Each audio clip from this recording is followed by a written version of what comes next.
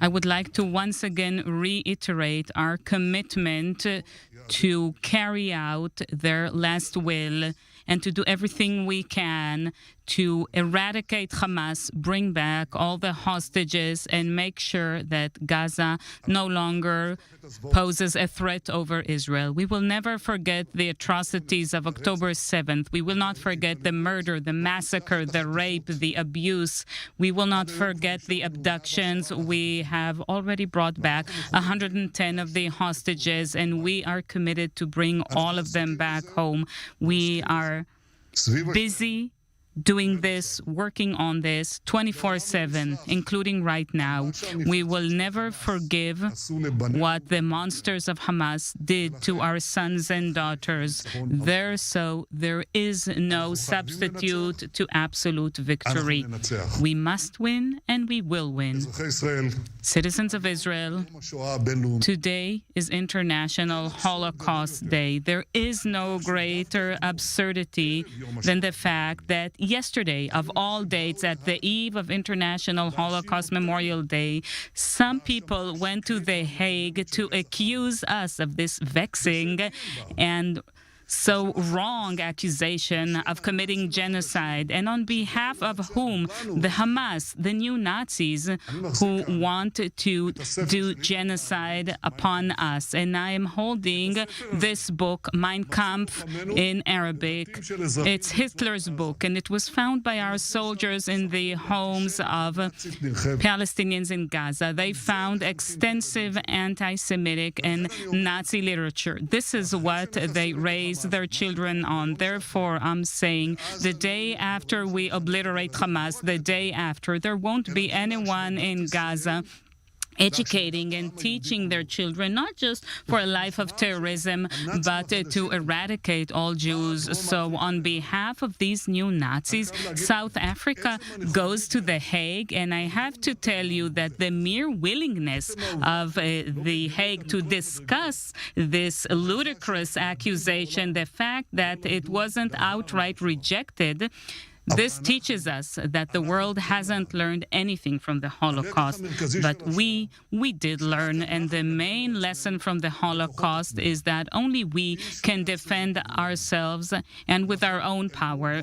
No one will do that for us, and therefore, as painful as it is, we must continue to stand strong, to remain determined, and to fight back against those who wish to kill us. The state of the Jews was established from the ashes of the Holocaust in order to promise a defensive force for the Jewish people in Israel, just like any other sovereign country has the basic right to defend itself. No one will take away this right from us. No one will stop us from realizing it. We are fighting a war that could not be more just, with a military that could not be more moral. This war was forced upon us by a despicable enemy who says outright, out in the open, that they wish to kill all the Jews, whoever they are. On October 7th, they decapitated, killed and raped and burned babies, and if they had the possibility, they would have slaughtered all of us. If we don't kill these new Nazis, the Hamas terrorists, then the next massacre is merely a matter of time. Therefore, we are determined to complete this task and to obliterate Hamas. And even if it will take time, we will remain relentless. And those who cling to this mission, first and foremost, are our heroic soldiers and commanders. This week, our soldiers finished circling Han Yunis. They wiped out terrorist infrastructure above and beneath the ground. They are fighting with great heroism to guarantee our lives in our country. And in order to ensure our future for generations to come, I've instructed the Minister of Finance and the Minister of Defense to submit to the government an unprecedented plan for the reinforcement of our security and defense establishment. And we will do so with tremendous investment, and we will do so in order to guarantee our security, independence, and freedom of action. The people believe in our troops, the people believes in our spirit, and the people believes in our resilience. We are all proud of them. We all embrace them. But I'd like to say something else. Regretfully, there are those among us who have chosen to cast doubt regarding our determination and our ability to win. These voices, some of them are has-beens who are trying to sow pessimism and gloom and doubt. But I would like to say to you, people of Israel, these voices are a small minority. They are wrong and they are misleading. We will win an absolute victory, and our commitment to this absolute victory is the most important guarantee, and first and foremost in importance in achieving it. We have no other option but absolute victory. We will win because we have a strong people, and we have brave and courageous soldiers who are risking their lives in order to defend the eternity of the people of Israel.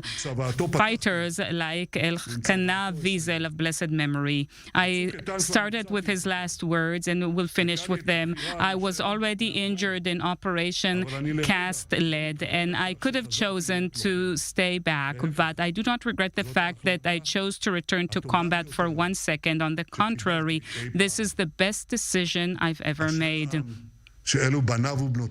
And oh, what a nation this is with such sons and daughters. And oh, what a nation this is with such troops and commanders. Together we will fight, and God willing, together we will win.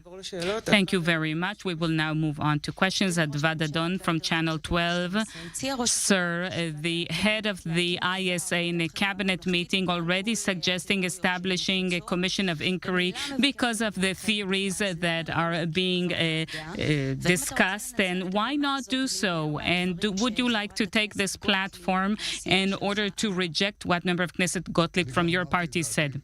I've already voiced my opinion that the inquiries and investigations, these need to happen at the end of the war and not in the middle of the war, and I haven't changed my mind. I do not want for officers, commanders, and also politicians to now start searching for attorneys and other things.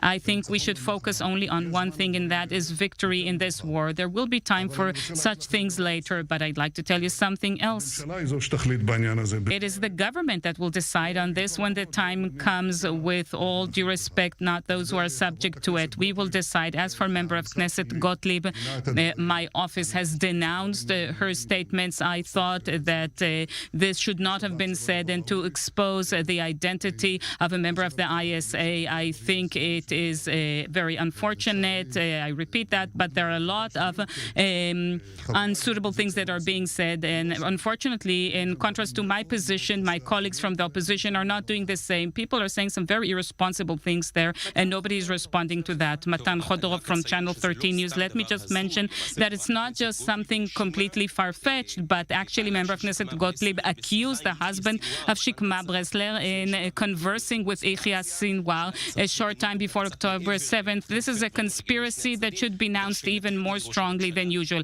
But my question, Mr. Prime Minister, it's not your question, it's a comment that you're making. You're not asking. I just wanted to suggest that perhaps you should emphasize, look, I've emphasized enough, and you keep coming with your special program, how to speak out against the Prime Minister. It's your regular plan. I am fighting Hamas and you're fighting me, and this is the division of labor. I disagree with you. I beg to differ. But now for my question. President of Egypt was not willing to speak with you on the phone. You harshly criticized Qatar, and maybe rightfully so, but then it is denounced by them when these statements are leaked. So the question is, haven't you created a crisis with two critical actors for a deal for release of the hostages that could sabotage the attempt to release? And thank you for your objective wording of the question. Oh, you didn't approve of my question as well? Perhaps if you could just answer and not give marks on the questions. The relations with Egypt are ongoing regularly. between the governments the entire time.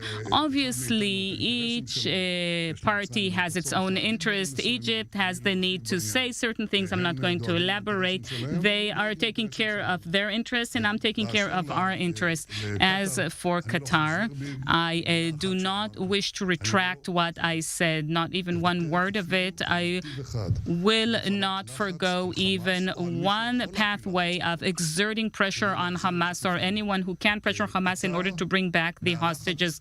Qatar is hosting Hamas leaders. It's also funding Hamas, so it has levers over Hamas, and it promised to make sure that the meds will reach the hostages, and it said that they can help and bring them back. So if they could please do so, if they decided to present themselves as mediators, then they should please do so and make sure that they bring back the hostages, and until then pass on the meds to them. Suleiman Maswadeh from Channel 11. Sir, a government with a government of technocrats in Gaza without the targeting of Sinwar, does that address your definition of absolute victory on Hamas? No, we are going to eradicate Hamas leadership as we promised to do, and the day after Hamas, it won't have leadership, and the military as well as civil capabilities of this organization will be completely obliterated. And then we need to establish, there it is obvious to all of you,